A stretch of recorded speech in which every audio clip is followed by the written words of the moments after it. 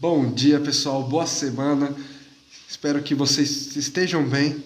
Vamos continuar a série Brasil, Coração do Mundo, Pátria do Evangelho. Não esqueçam de se inscrever no canal, curtam, comentem, compartilhem. Ajude o vídeo a ganhar engajamento para que outras pessoas também possam ver este conteúdo maravilhoso que está sendo empregado aqui nos nossos vídeos, tá bom? Vamos começar. Capítulo 6. A civilização brasileira. Nas praias largas e fartas de Santa Cruz floresciam cidades prestigiosas. Com o feudalismo das capitanias, as cidades e as vilas modernas do litoral do Brasil estavam já em seus primórdios, destacando-se dentre todos os núcleos populosos de Salvador e de São Vicente, em vista das facilidades encontradas pelos colonizadores com o auxílio dos caramurus e dos ramalhos, que os haviam precedido na ação junto dos indígenas.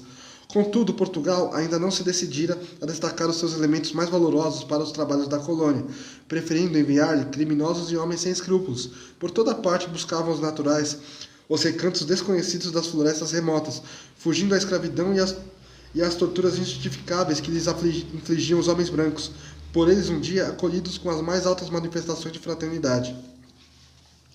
O atrito das raças dava ensejo aos quadros mais dolorosos e mais lamentáveis. Tomé de Souza estava substituído por Duarte da Costa, que, como primeiro governador-geral, trouxera também consigo alguns dos missionários concitados por Ismael, ao novo apostolado nas florestas americanas. Por essa época, os franceses desejaram aproveitar a encantadora beleza da Baía de Guanabara e estabeleceram aí uma feitoria, nos mesmos sítios por onde se havia retemperado Gonçalo Coelho, nos primeiros anos decorridos após o descobrimento.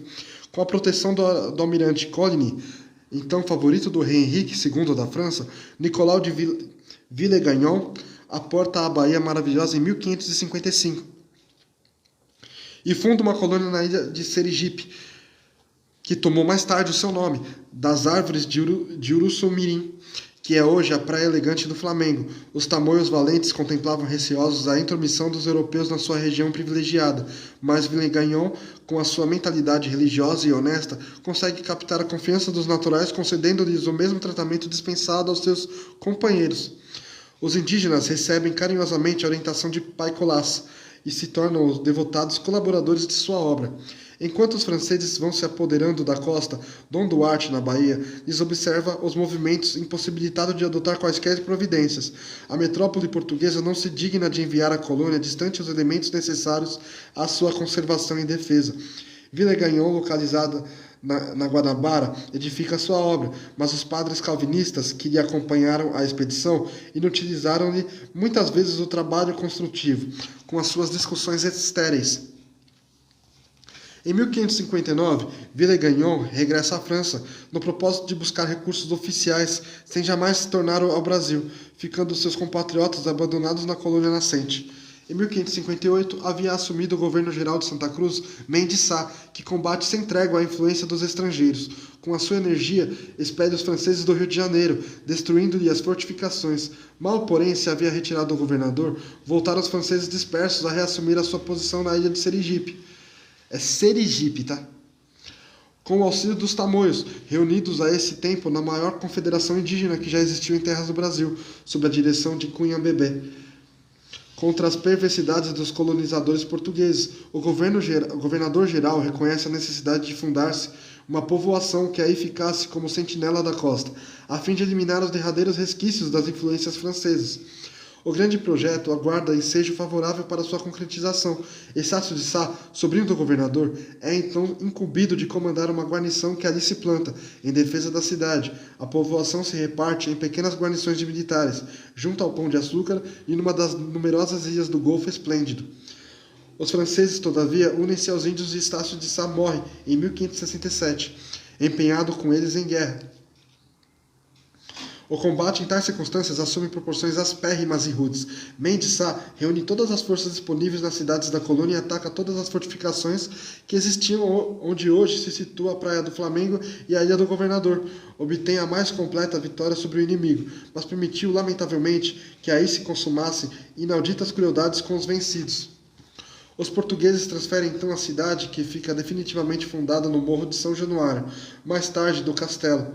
Em homenagem ao mártir do cristianismo, recebeu a cidade o nome de São Sebastião, ficando outro sobrinho do governador na sua administração. Nas esferas superiores do infinito, Ismael e suas abnegadas falanges choram sobre tão lamentáveis acontecimentos, quais o suplício imposto a João de Bolés. Quem é João de Bolés? Missionário calvinista.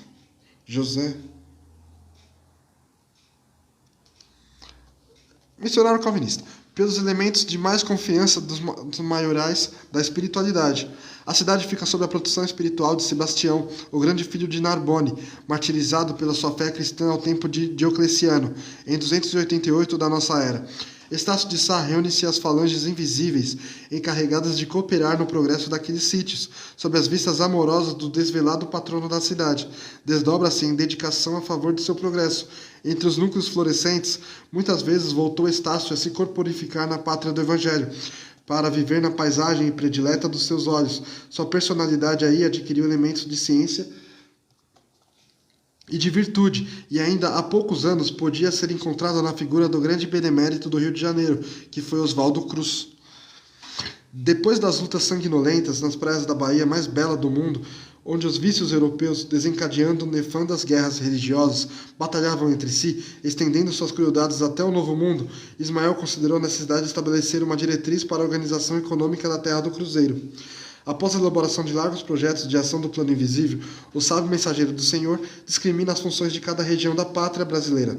Junto do Golfo Enorme, onde os contornos da paisagem assumem as cambiantes, mais delicadas e mais espantosas, desdobrando-se nos mais graciosos caprichos da natureza. Traça ele as linhas de uma urbe maravilhosa, que será a sede do pensamento brasileiro e mais fundamente no coração da terra moça e brava. Traceja as plantas magníficas das duas usinas mais poderosas, onde se guardará o profundo manancial de suas forças orgânicas. Os pontos de fixação dessas sagradas balizas são encontrados ao longo dos 600 quilômetros de extensão do Parnaíba do Sul e nas cabeceiras do São Francisco, cuja corrente deverá lançar pelo seu percurso de quase 3.000 quilômetros todas as sementes da brasilidade mais pura. Aproveitou também Ismael os núcleos orientadores de Piratininga, que se expandiram mais tarde com as audaciosas bandeiras. A linha do coração do Brasil até hoje se encontra aí traçada. Ninguém pode negar a hegemonia da intelectualidade carioca e fluminense, desde os tempos em que a cidade de São Sebastião se derramou do Morro do Castelo, invadindo as ilhas, absorvendo as praias longas e elevando-se pelos outeiros vizinhos. São Paulo e Minas de hoje foram as regiões escolhidas, como as duas fontes poderosas que guardariam o potencial de energias orgânicas da terra, formando os primeiros índices da etnologia brasileira. As águas do Paraíba do Sul e as de todo o percurso do São Francisco ainda constituem um roteiro singular, onde se descobrem os característicos mais fortes do povo fraternal da terra do Cruzeiro. Cada estado do Brasil tem a sua função essencial no corpo ciclópico da pátria, que representa o coração geográfico do mundo, mas em São Paulo e em Minas Gerais se assentaram por determinação do invisível, os elementos indispensáveis à organização da pátria esplêndida. Ambos serão ainda, por muito tempo, as conchas da balança política e econômica da nacionalidade, e os dínamos mais poderosos da sua produção. Obedecendo aos elevados propósitos do mundo oculto, ambos ficaram irmanados junto do cérebro do país, por indefectíveis disposições do determinismo geográfico, que os reúne para sempre, os espíritos infelizes e perturbados, inimigos da obra de Jesus, que entretanto se converterão um dia ao supremo bem, pela sua infinita piedade, agem de preferência nos bastidores administrativos dos dois grandes estados brasileiros, provocando a vaidade dos seus homens públicos, levantando tricas políticas e conduzindo-os muitas vezes às lutas fratricidas e tenebrosas, no sentido de atrasar os triunfos divinos do Evangelho no coração de todas as almas.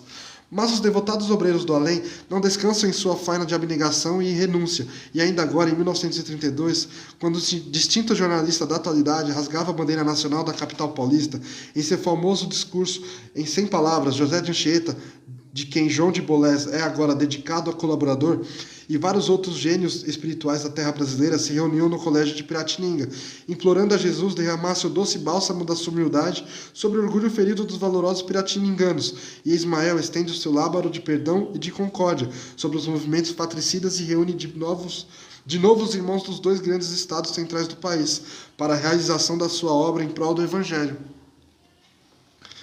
As fraquezas e vaidades humanas fermentadas por forças maléficas do mundo têm separado muitas vezes a coletividade dos dois grandes estados da República. E com isso a gente encerra capítulo 6, tá bom?